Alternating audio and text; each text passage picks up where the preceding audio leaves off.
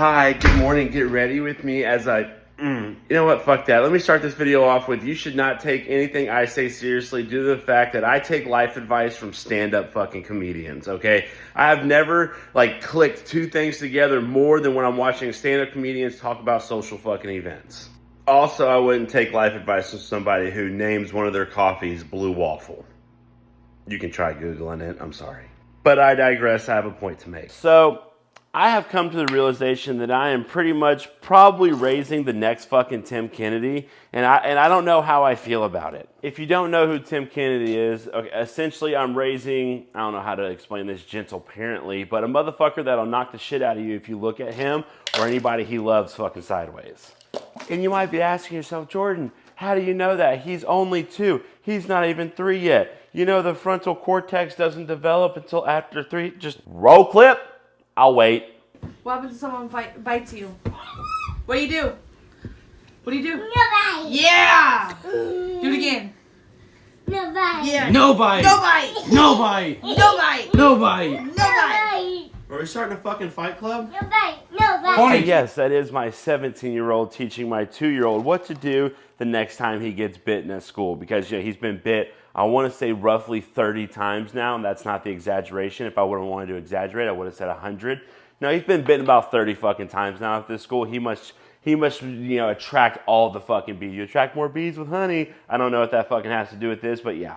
Over the course of the year and a half, I think, almost 2 years that he's been at that fucking school, we've gotten all the phone calls, all the fucking things about he's getting bit. This happened to him, because they do notify you, yada, yada, yada. And I will say, out of all those situations, there's only been about 2 where he actually did something to defend himself against a fucking bratty child, but he's also 2. So the other day, he came home from school, he had another little note that we had to fucking check into that he got bit again. Now this time, it was because apparently Declan was playing with the toy, and the other student wanted the toy, Declan wouldn't let him have the toy, some shit like that, and then the kid bit Declan.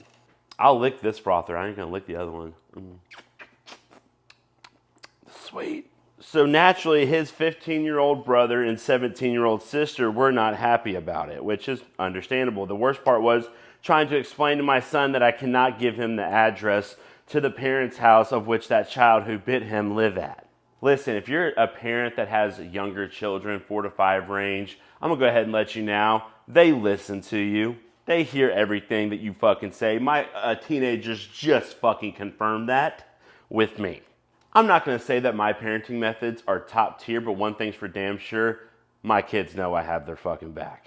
And that I'd remove the back forcefully from anybody who wants to do them harm, but I digress. So me and my wife had quite a long fucking conversation about this the other night, and we decided, instead of starting a college fund, we're going to start a general fund. We're not going to call it the lawyer fund, we're going to call it the general fund, if you know what I mean. In my defense, if you fart the wrong fucking temperature, that's a felony in 50% of the states as it is anyway, so it doesn't matter. Also, this was the Blue Waffle cappuccino, or I think it's called a cappuccino. I'm not fucking sure. It's 6 shots of espresso and some foamy shit on top. Listen, I didn't go to school to be a barista. I didn't go to school for coffee. I just figured out how to make good coffee instead of a fucking bunch of cover-ups to make your shitty coffee taste good.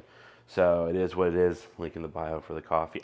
Like I said, don't listen to me. I listen to stand-up comedians and take life advice from them. You know what I realized the other day while listening to Pete Holmes? Asking your in-law, right, the father of your fucking girlfriend to take her hand in marriage is essentially asking him to allow you to pork his daughter.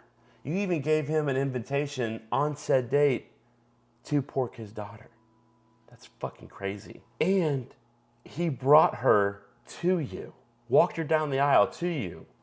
And in most cases, traditionally, he paid for it. He paid for you. It's also kind of like joining a gang. Blood in, blood out, till death do us part. You know, the whole, whatever. Link in the bio for the coffee. I'm gonna go over here, yeah. Take me to church.